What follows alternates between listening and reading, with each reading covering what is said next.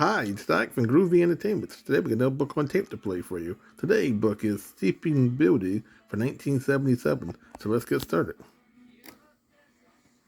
This is the story of Sleeping Beauty.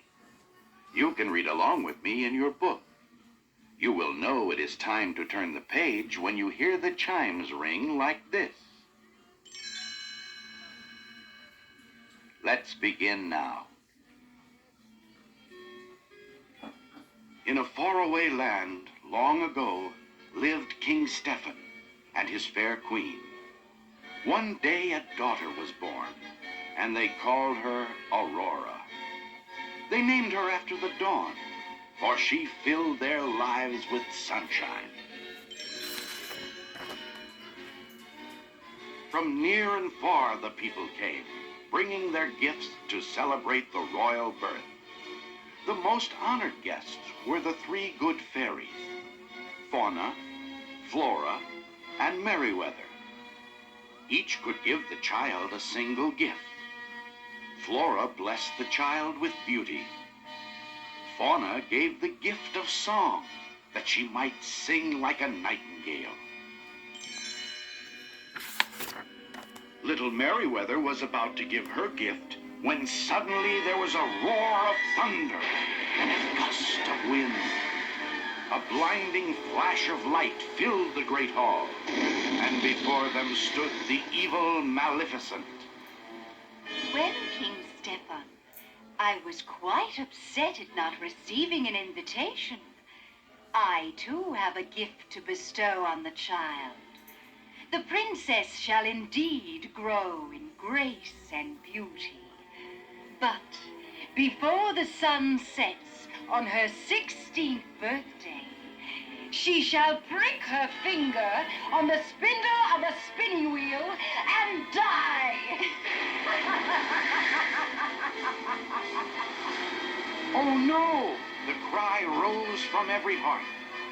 But before anyone could seize Maleficent and make her take back her evil curse, she had vanished in a flash of flame. What a terrible situation.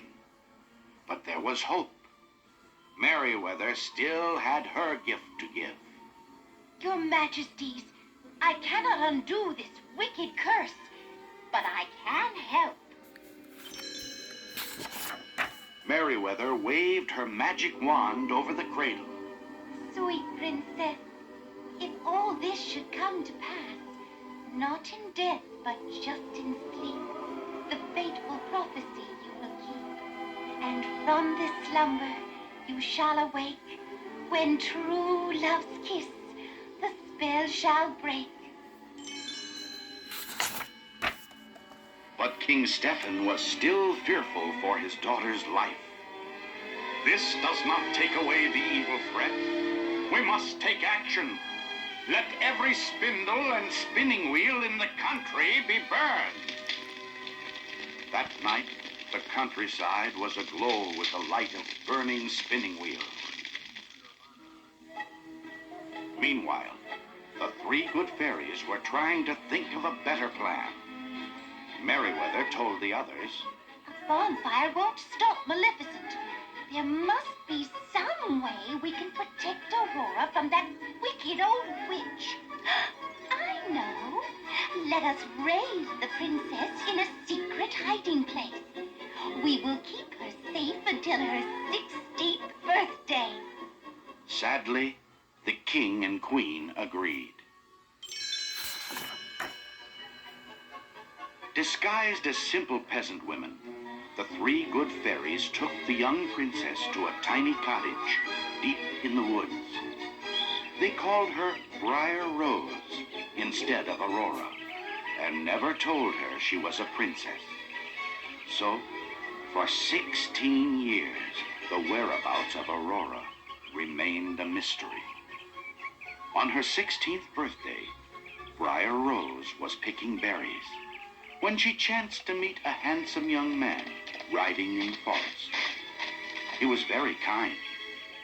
She was rather shy. She was not supposed to speak with strangers, but Briar Rose felt as if she knew him, for she had often dreamed of meeting someone so charming. She asked him to come to the cottage that evening and meet her family. Then Briar Rose rushed home to tell Flora, Fauna, and Merryweather her happy news. She was falling. When Briar Rose told the fairy godmothers about her true love, they grew sad. Since it's your 16th birthday, we must tell you the truth now. You are really the Princess Aurora. Your marriage to Prince Philip will take place this very evening in your father's castle. You can never see your handsome stranger again. Briar Rose burst into tears. Meanwhile, the young stranger rode off to tell his father that he had just met the girl of his dreams. Actually, the young man was Prince Philip. When he told his father, King Hubert, about Briar Rose, the king became very upset. What? You've fallen in love with some peasant girl? I won't have it. I promised my neighbor, King Stephen, that you would marry his daughter, Aurora. You're a prince, and you're going to marry a princess. But Philip's mind was made up. Off he rode to the cottage in the woods to meet his true love, Briar Rose. But she was not there. The three good fairies had carefully escorted her to King Stephen's castle. The poor princess should have been happy, but all she could think of was her lost love. Merryweather led her up to her room. Cheer up, dear. You can't meet your father looking so glum. We'll leave you alone for a few moments to dry your tears. While the good fairies waited outside, a mysterious voice began calling to the sad princess. Aurora, Aurora. In a trance, she followed the haunting sound up a winding stairway to the top of the tower. Off in the distance, Merryweather heard the evil chant. Listen, it's Maleficent. The fairies rushed through the palace corridors, searching for the princess. Rose! Rose! Don't touch anything! But Maleficent's curse was far too powerful. The evil fairy called out from the shadows. Touch the spindle.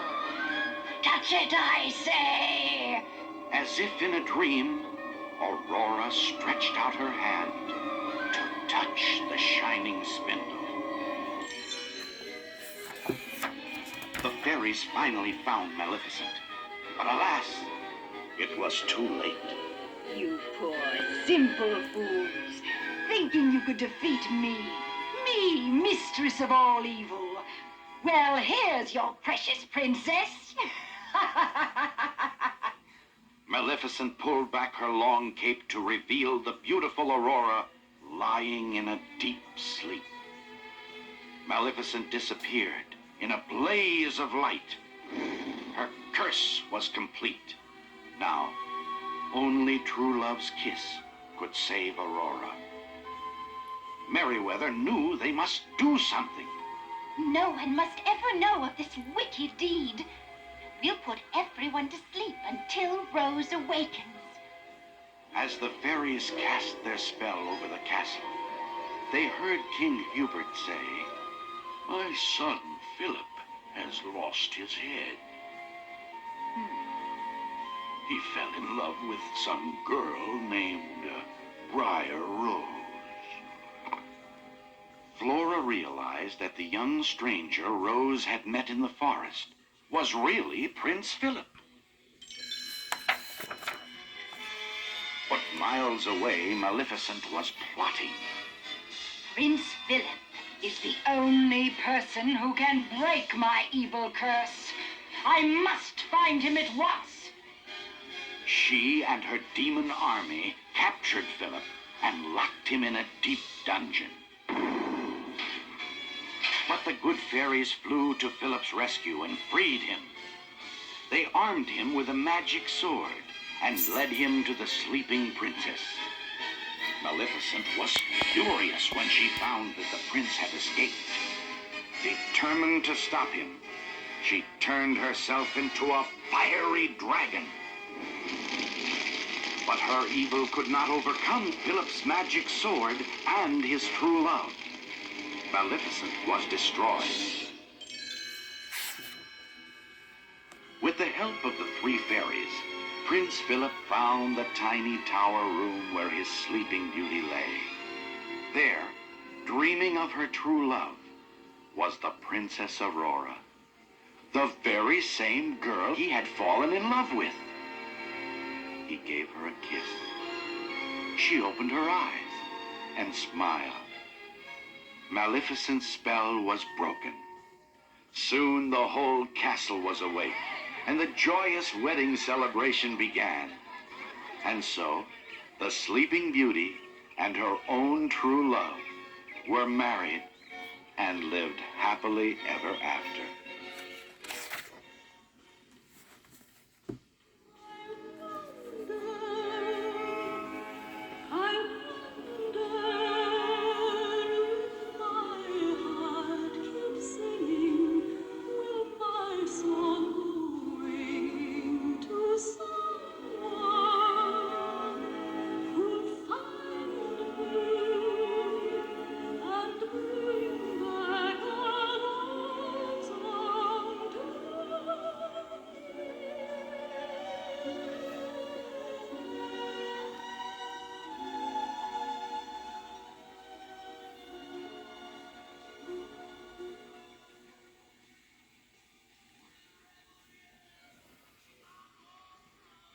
So that was Sleeping Beauty from 1979. So if you like, subscribe, share, and comment, have a groovy day on another video coming out real soon.